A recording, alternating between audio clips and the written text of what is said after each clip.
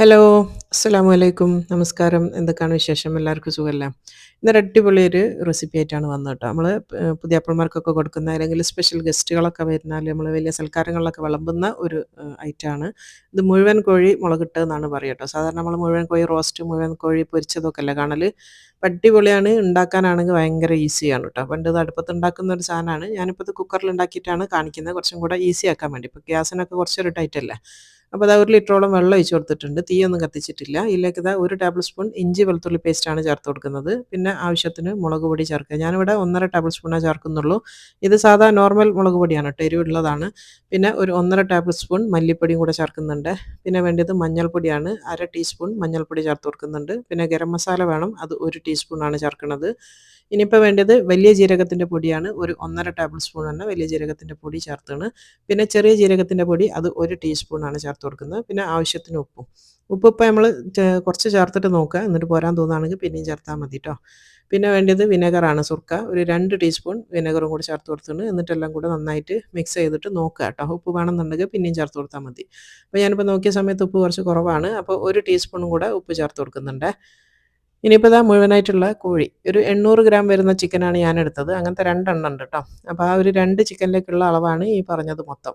എന്നിട്ടിതാ അത് ഇതിലേക്ക് വെച്ച് കൊടുക്കുക. എപ്പോഴും ഇങ്ങനത്തെ മുഴുവൻ കോഴീൻ്റെ എന്ത് റെസിപ്പി ഉണ്ടാക്കുകയാണെങ്കിലും കുറച്ച് വെയിറ്റ് കുറവുള്ള കോഴിയിൽ ചെയ്യുമ്പോഴാണ് അതിൻ്റെ കറക്റ്റ് ടേസ്റ്റും ഇതൊക്കെ കിട്ടുക ട്ടോ. അല്ലാന്നുണ്ടെങ്കിൽ ഇത് വെന്ത് കിട്ടാനും പ്രയാസമാണ്. അതുപോലെ ആ ഒരു ടേസ്റ്റ് മുഴുവനായിട്ട് കിട്ടുകയില്ല.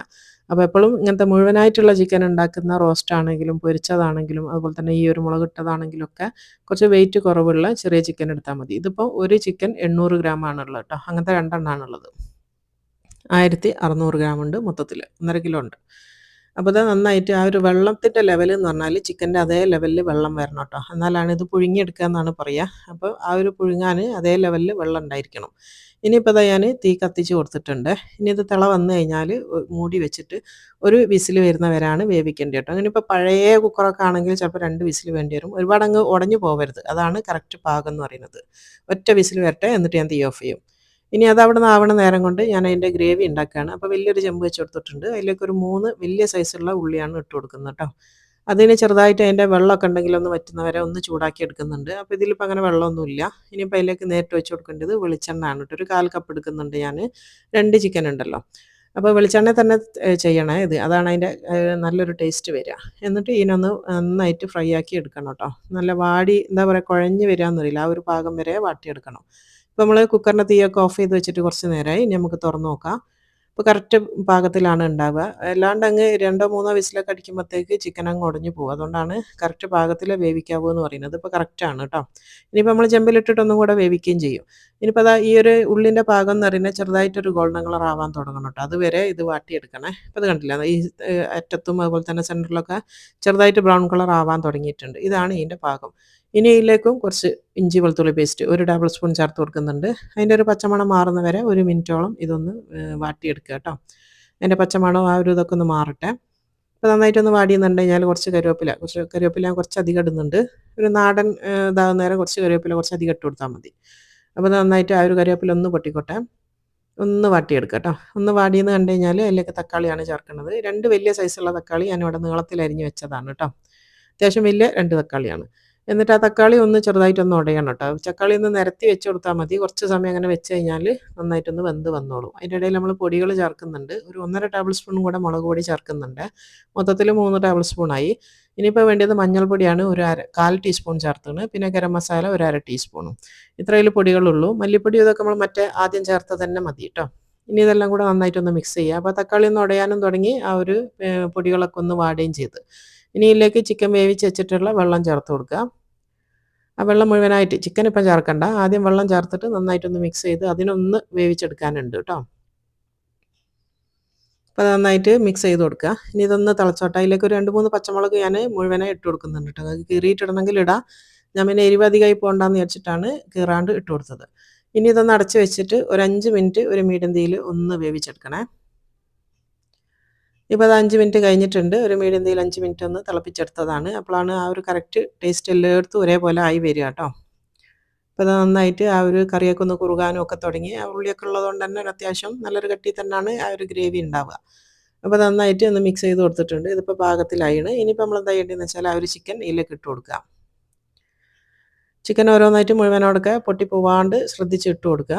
എന്നിട്ട് ഒരു ഭാഗം ഇങ്ങനെ ആക്കി വെച്ചിട്ട് ഈ ചിക്കൻ മുഴുവനോടെ എന്താ പറയുക, മുഴുവനായിട്ട് നിൽക്കാനുള്ള ഒരു ഗ്രേവി ഇല്ലില്ല, പകുതിയേ ഉള്ളൂ. അപ്പോൾ എന്താ ചെയ്യേണ്ടതെന്ന് വെച്ചാൽ ഇത് ഒരു ഭാഗം ഇങ്ങനെ വെച്ചിട്ട് ഇതൊന്ന് അടച്ച് വെച്ച് വേവിച്ചെടുക്കുക. ഒരു 2, 3 മിനിറ്റ് മതി ട്ടോ. ഒന്ന് അടച്ച് വെച്ച് വേവിക്കുക. ഒരു 2, 3 മിനിറ്റ് കഴിഞ്ഞാൽ എന്താ ചെയ്യേണ്ടതെന്ന് വെച്ചാൽ ഈ ചിക്കനെ ഒന്ന് തിരിച്ചിട്ട് കൊടുക്കുക. അപ്പോൾ അടിയത്തെ ഭാഗവും ഇതേപോലെ ആയി വരും. ഇങ്ങനെ എന്തിനാ ചെയ്യണമെന്ന് വെച്ചാൽ ആ ഒരു ചിക്കൻ്റെ ഫ്ലേവറും ഗ്രേവിൻ്റെ ഫ്ലേവറും ഒക്കെ ഒരേപോലെ ആയി വരാൻ വേണ്ടിയിട്ടാണ് കേട്ടോ.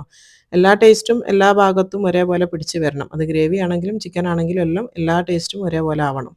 ഇനിയിപ്പോൾ ആ ചിക്കൻ ഒന്ന് തിരിച്ചിട്ട് കൊടുത്തിട്ട് 2, 3 മിനിറ്റ് ഇതൊന്ന് അടച്ച് വെച്ചിട്ട് ഒന്ന് വേവിക്കാം. അപ്പോൾ 2 ഭാഗം ഒരേപോലെ ഫ്ലേവറായിട്ട് വന്നോളും.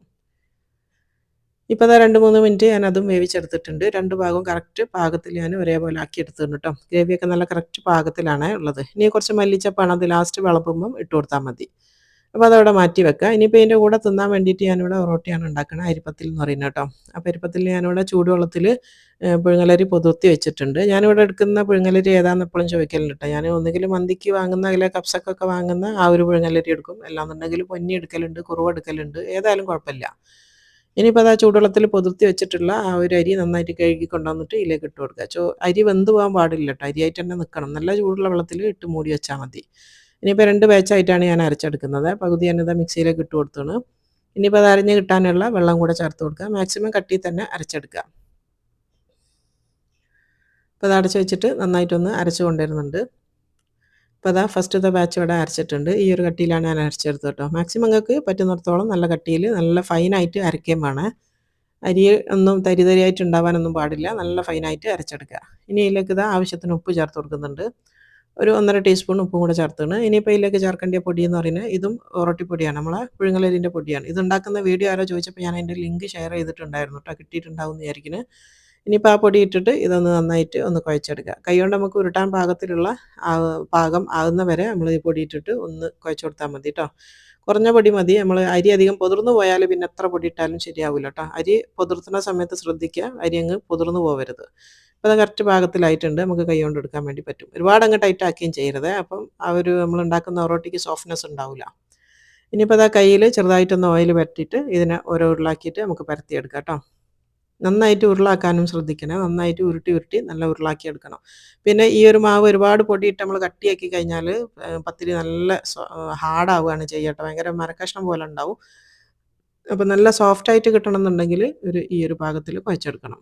ഇനിയിപ്പോൾ ദാ ചൂടായ തവയിലേക്ക് ഞാൻ ഓരോന്നോരോന്നിട്ടിട്ട് പരത്തിയെടുക്കുന്നുണ്ട്. അപ്പോൾ പരത്താനും 2 മെത്തേഡ് ഉണ്ട്. ഒന്നുകിൽ ഇങ്ങനെ കല്ലിലിട്ടിട്ട് ഡയറക്റ്റ് ഇങ്ങനെ പരത്തി കൊടുക്കുക. അല്ലാന്നുണ്ടെങ്കിൽ നല്ല വൃത്തിയുള്ള ഒരു പ്ലാസ്റ്റിക് കവർ വെച്ചിട്ട് അതിൽ നമ്മൾ കൗണ്ടർ ടോപ്പിൽ വെച്ചിട്ട് കവറിൽ പരത്തിയെടുത്തതിന് ശേഷം ഈ കല്ലിലേക്ക് ഓരോന്നിട്ട് കൊടുത്താലും മതി. അപ്പോൾ ഞാനിതാ 2 പരത്തിയിട്ട് കൊടുക്കുന്നുണ്ട്. അപ്പം വേഗം വേഗം തിരിച്ചും ഇട്ട് കൊടുക്കണം കേട്ടോ. നമ്മൾ പരത്തുന്നതിൻ്റെ ഇടയിൽ 2 പരത്തിയിട്ട് കൊടുത്തു കഴിഞ്ഞാൽ ആദ്യത്തേത് അപ്പോഴത്തേക്കൊന്ന് റെഡി ആയിട്ടുണ്ടാവും. അപ്പോൾ അതൊന്ന് വേഗം തിരിച്ചിട്ട് കൊടുക്കുകയും വേണം. അപ്പോൾ 2 ഞാൻ പരത്തിയത്. അപ്പോഴത്തേക്ക് ആദ്യത്തെ ഞാൻ വേഗം തിരിച്ചിട്ട് കൊടുത്തിട്ടുണ്ട്. അത് മറിച്ചിട്ടതിൻ്റെ ശേഷം മാത്രമാണ് ഞാൻ ഇനി അടുത്തത് പരത്തുന്നത്. അപ്പോൾ അത് കംപ്ലീറ്റ് ഒരു 5 വെച്ചിട്ട് ഞാൻ പരത്തി കൊടുത്തിട്ടുണ്ട്. അപ്പോൾ അതാ തിരിച്ചും മറിച്ചൊക്കെ ഇട്ട് കൊടുക്കുക. അടിഭാഗം ഒന്നായി എന്ന് കണ്ടു കഴിഞ്ഞാൽ തിരിച്ചിട്ട് കൊടുക്കുക. നന്നായിട്ട് പൊള്ളിയൊക്കെ വരും കേട്ടോ. ഇന്നൊന്ന് പ്രസ് ചെയ്ത് നന്നായിട്ട് പൊള്ളിച്ചെടുക്കുകയും വേണം. നന്നായിട്ട് പൊള്ളിയെന്ന് കണ്ടു കഴിഞ്ഞാൽ അപ്പം തന്നെ എടുക്കുകയും ചെയ്യരുത്. പിന്നെ ഒന്ന് പ്രസ് ചെയ്ത് ഒന്ന് വേവിച്ചെടുക്കണം കേട്ടോ. അത് അരച്ച പത്തിരി ആയതുകൊണ്ട് മറ്റേ പത്തിരി പോലല്ല, കുറച്ചൊന്ന് വേവിച്ചെടുക്കണം. നന്നായിട്ട് ഒന്ന് പ്രസ് ചെയ്ത് ഒന്ന് വേവിച്ചെടുക്കുക. അപ്പോൾ അങ്ങനെ ഓരോന്നോരോന്ന് പൊള്ളുന്നതിനനുസരിച്ച് നമുക്ക് വേഗം വേഗം എടുക്കുകയും ചെയ്യാം കേട്ടോ. ഈ പത്തിരി ചുടുന്ന സമയത്ത് നമുക്ക് കൈ എടുക്കാണ്ട് ഇങ്ങനെ ചുട്ടുകൊണ്ട് നിൽക്കണം കേട്ടോ. ഓരോന്നോരോന്ന് ഇടയിലിടയിലാണ് നമ്മളിങ്ങനെ പരത്തിയിടുകയും പൊള്ളിച്ചെടുക്കുകയൊക്കെ ചെയ്യുക. മറ്റുള്ള ചപ്പാത്തിയോ പത്തിരിയോ ഒക്കെ ഉണ്ടാക്കുന്ന പോലെ നമുക്ക് ഇട്ട് എല്ലാം ഒരേ സമയത്ത് മറിച്ചിട്ട് ഒരേ സമയത്ത് തിരിച്ചിട്ട് ഒരേ സമയത്ത് എടുക്കലും അങ്ങനെയല്ല ഈ ഒരു പത്തിരിൻ്റെ കണക്ക് എന്ന് പറയുന്നത്. ഓരോന്നോരോന്നാണ് നമുക്കിങ്ങനെ ആക്കിയെടുക്കാൻ വേണ്ടി പറ്റുക. ഇപ്പോൾ അത് ഓൾമോസ്റ്റ് എല്ലാം ഞാൻ പരത്തി കഴിഞ്ഞാൽ എല്ലാം ഇതേപോലെ ചുട്ടെടുക്കുന്നുണ്ട്. ഫസ്റ്റത്തെ 5 ഇപ്പോൾ ഞാൻ ഇതിൽ കാണിക്കുന്നുള്ളൂ. അപ്പോൾ നല്ല ടേസ്റ്റാണ്. ഈ ഒരു കറിൻ്റെ കൂടെ എന്തും കഴിക്കാം കേട്ടോ. ചോറും റൊട്ടിയും പൊറോട്ടയും ചപ്പാത്തിയും എല്ലാത്തിനും നല്ല മാച്ചായിട്ടുള്ള ഒരു കറിയാണിത്. കറി എന്ന് പറഞ്ഞുകൂടാ, ഞാൻ പറഞ്ഞല്ലോ മുഴുവനായിട്ട് ഇട്ട് ഉണ്ടാക്കുന്നത് നമ്മൾ ഗസ്റ്റൊക്കെ വരുമ്പം അല്ലെങ്കിൽ സൽക്കാരമൊക്കെ ഉണ്ടാകുന്ന സമയത്താണ് നമ്മൾ ഈ ഒരു കറി ഉണ്ടാക്കുക. അപ്പോൾ അത് മൊത്തത്തിൽ ഞാനിവിടെ കാസറോളിൽ ചുട്ട് വെച്ചിട്ടുണ്ട്. ഇനിയിപ്പോൾ അത് നമ്മളെ ചിക്കനൊക്കെ നല്ല ചൂടാറി നല്ല കറക്റ്റ് പാകത്തിലാണ് ഗ്രേവിയൊക്കെ ഉള്ളത്. ഇതാണ് ഇതിൻ്റെ പാകം കേട്ടോ. ഈ ഒരു കറി ഉണ്ടെങ്കിൽ വേറെ സൈഡ് ഡിഷായിട്ട് വേറൊന്നും വേണ്ടിയില്ല. നമ്മളെ ചിക്കനും നല്ല റോസ്റ്റ് പോലെ തന്നെയാണ് ഉണ്ടാവുക. എന്നാൽ അത്യാവശ്യത്തിന് നല്ല ഗ്രേവിയും ഉണ്ടാവും. മുളകിട്ടതല്ലേ. അപ്പോൾ നല്ലൊരു അത്യാവശ്യത്തിന് കറിയും ഇതിൻ്റെ കൂടെ തന്നെ ഉണ്ട്. അപ്പോൾ വേറെ ഒന്നും വേണ്ടിയില്ല. ഇനിയിപ്പോൾ ദാ കുറച്ച് മല്ലിച്ചപ്പ് ഞാൻ ഇട്ട് കൊടുക്കുന്നുണ്ട്. മല്ലിച്ചപ്പൊക്കെ നിങ്ങളുടെ ഇഷ്ടത്തിന് നിങ്ങൾക്ക് ആ സമയത്ത് ഉണ്ടാക്കുമ്പം തന്നെ ചേർക്കണം എന്നുണ്ടെങ്കിൽ അങ്ങനെയും ചേർക്കാം. ഞാനിപ്പോൾ എല്ലാം കഴിഞ്ഞ് ലാസ്റ്റാണ് മല്ലിച്ചപ്പ് ചേർത്ത് കൊടുക്കുന്നത്. ഇനിയിപ്പോൾ അത് അവിടെ വിളമ്പുന്ന പാത്രത്തിലേക്ക് മാറ്റിയിട്ടുണ്ട്. ഒരു ചിക്കനാണ് ഞാൻ വിളമ്പണ പാത്രത്തിലേക്ക് ഇട്ടത് കേട്ടോ. എന്നിട്ട് ഇതാ കുറച്ച് ചെറുതായിട്ടൊന്ന് ഗാർണിഷ് ചെയ്യാൻ മല്ലിച്ചപ്പും 2, 3 പച്ചമുളകും ഇട്ട് കൊടുക്കുന്നുണ്ട്. ഇത്രയേ ഉള്ളൂ. നല്ല ടേസ്റ്റാണ്. എന്തായാലും ഇതൊന്ന് ട്രൈ ചെയ്ത് നോക്കണം. നിങ്ങളെല്ലാവരും ഉണ്ടാക്കുന്നുണ്ടാവും. പക്ഷേ അത് എപ്പളും നമ്മൾ മുഴുവനായിട്ടുള്ള റോസ്റ്റ്, പറുദീസ ചിക്കൻ എന്നൊക്കെ പറഞ്ഞിട്ട് നമ്മൾ ഫുള്ളായിട്ടുള്ള റോസ്റ്റ് അല്ല ഉണ്ടാക്കുക. അല്ലെങ്കിൽ കോഴി നിറച്ചത് ഉള്ളിൽ നിറച്ചിട്ട് ഗ്രേവി ഉണ്ടാക്കുന്നതും ഈ ഒരു രീതിയിൽ ഉണ്ടാക്കാത്തവരുണ്ടെങ്കിൽ എന്തായാലും ഇതൊന്ന് ട്രൈ ചെയ്ത് നോക്കണേ. അടിപൊളിയാണ്. ഞാൻ ഗ്യാരണ്ടിയാണ്. സൂപ്പർ ടേസ്റ്റാണ്. അതുപോലെ തന്നെ ഈ ഒരു എരിവ് ഞാൻ കാണിച്ചത് ഒരു നോർമലാണ് കേട്ടോ. ഒരുപാടങ്ങ് സ്പൈസി അല്ല. ഇനിയിപ്പോൾ നിങ്ങൾക്ക് എരിവ് കൂടുതൽ വേണമെന്നുണ്ടെങ്കിൽ മുളക് പൊടിൻ്റെ അളവ് കൂട്ടിക്കൊടുത്താൽ മതി. ഇപ്പോൾ ദാ നമ്മൾ ആ ഒരു പത്തിരിയും എല്ലാം ചുട്ട് വെച്ചിട്ടുണ്ട്. ഇഷ്ടമായിട്ടുണ്ടാവും എന്ന് വിചാരിക്കുന്നു. ഇഷ്ടമായെങ്കിൽ പ്ലീസ് ലൈക്ക് ബട്ടൺ ഒന്ന് ക്ലിക്ക് ചെയ്യാൻ ആരും മറന്നു പോകണ്ട. എന്തെങ്കിലും ഒന്ന് ഒരു ഹാർട്ടെങ്കിലും ഇമോജി ആയിട്ട് ഇടണേ.